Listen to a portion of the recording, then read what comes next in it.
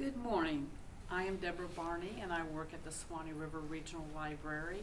And right now, while you are quarantined at home, we would love to have you travel with us to South America, where I had the wonderful privilege of growing up. I went to South America when I was 6 because my parents were missionaries, and the first job that my dad was supposed to do is work with a savage group that were going around killing people. And I have some of their bows and arrows right here. These are a small people. Their bows and arrows are huge. This bow is made out of ironwood, which is your palm tree.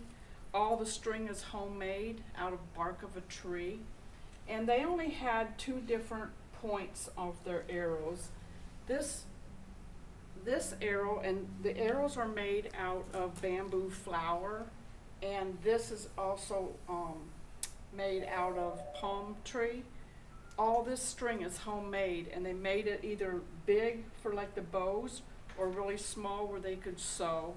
And this was made for smaller game and fish that they could shoot and eat.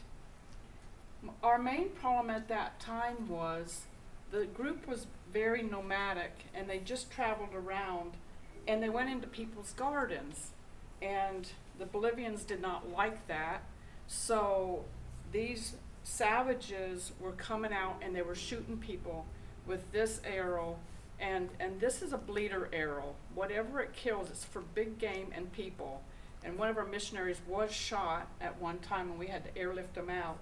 But they were going around shooting people, and so the government contacted the mission and said, if you will come in and contact these people who were nomadic, then and make them friendly, it'll be all right. But if you don't, the army's going to go in and we're just going to shoot them all.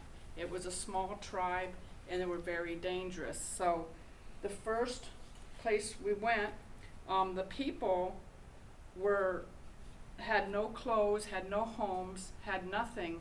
So what they did is they had 5 men live on a houseboat and travel downriver, and they would stop and look for footprints, and they would put out tin cans or anything that these people could use, and hope that they would come and make contact and get those gifts. My dad worked on that contact for 2 years while my brothers and I lived in a small town named Todos Santos, and we absolutely loved it. To get there in good weather took 3 days, because you went from the highlands on top of the cargo trucks and went over the Andes Mountains, and all along that road there were nothing but accidents where people would go over the side. I know I have a picture here of that, and it's just hairpin, and a lot of people were killed on that road. And we would go as far as the rivers. We'd have to drive across the rivers, and in good weather it took us 3 days. After that, and then 2 weeks by boat to where these savages were. After 2 years, my parents decided that we better to live in a different place, and we went to the Utah Indians, where I absolutely loved it. We had a bamboo house. We had a bamboo house that the Indians made for us, and no electricity, no running water. We had a kerosene wick stove, and we just, for you that like hunting, we got lots of pigs. We got huge fish. You can't go wrong with huge fish. If you like catfish, this is what you'll be getting over here. They got up to 200 pounds. That's my dad when he was at the Savage Contact. But we went there and lived with a semi-civilized tribe, and this was their bows and arrows. They had no guns. It's also homemade string. They had different ends on theirs. They had 5 different ends. This is for your bigger game, your little bleeder arrow. And if you want a pet, here's how you do your pet. This knocks a bird out, but it won't kill them. And then you've got a pet. We had pet turkey, pet hochi. We had pet toucans, you name it. And they had monkeys. We had every animal you can imagine. And I want to show you different things that these Indians used. This is a broom made out of rice plants. Oh man, did we ever harvest rice one head at a time with a little paring knife. This is a homemade knife. One head at a time, one head at a time. And then, what do you do then? Rice has a peeling on it. So then we had to pound it, and then you had to dig the chaff out of it, and then you pounded it some more. So everything took time. But they had a very clean place. They always kept it clean. We had a lot of snakes. I was probably had the worst luck with snakes. But so that is their broom. For you that don't like to do laundry, here's how you do laundry. This one was so used. The Indians gave it to me. We went over in 2017. It's a whole different world, but they still had how they do their laundry. And it usually has grooves along this side that they can actually pound. When they used to make clothing out of bark. And that's how they took the bark part off of the part. And I had one of those dresses. Believe me, it was scratchy, made out of bark. And then you do your laundry by just pounding that water through the clothes in your dugout canoe. So that part hasn't really changed. They are still doing that today. Bolivia is a country of quite a few different kinds of people, just like here.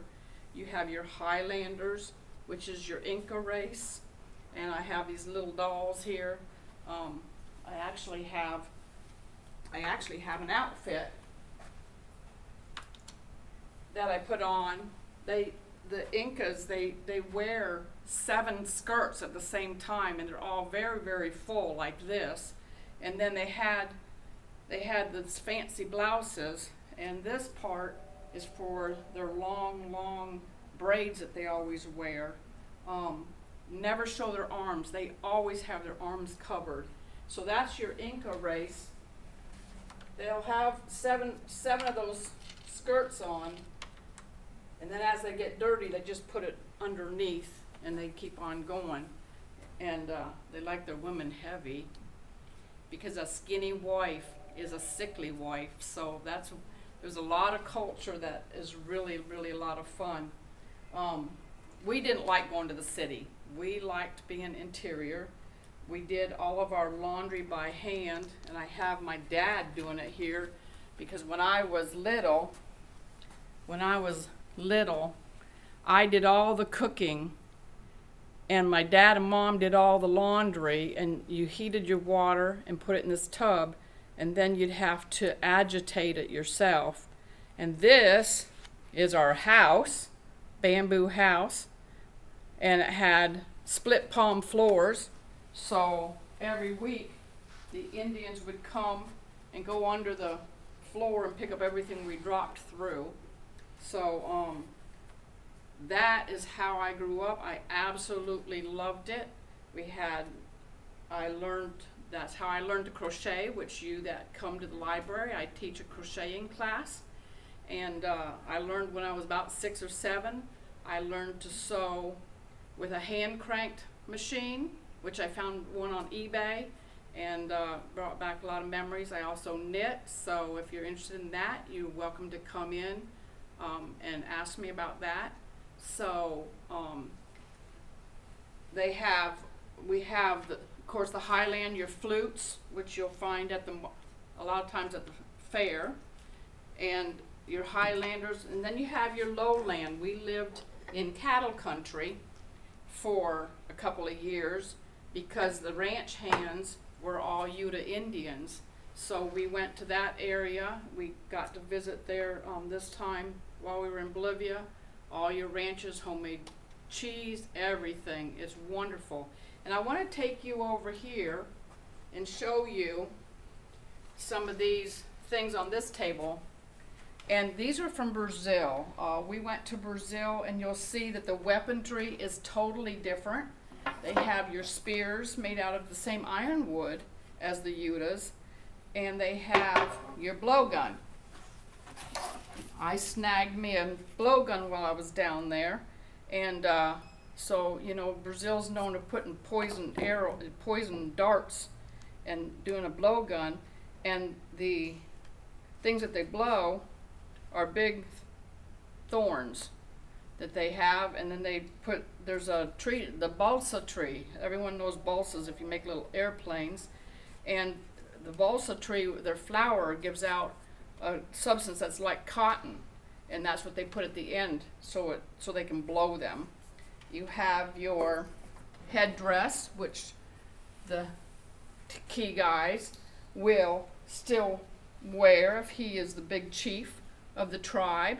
He will have his headdress, all of macaw, all made of macaw. And then if you really want to get fancy, here's your earrings, and you just loop it over your ears and you've got your earrings. So if you want to dress up, now's the time to do it.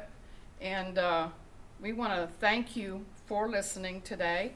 And if you have any questions about the different programs that we do here, we'd be glad to explain it to you. And we're hoping that you come back for a different country, and I will see you again. Thank you. Bye.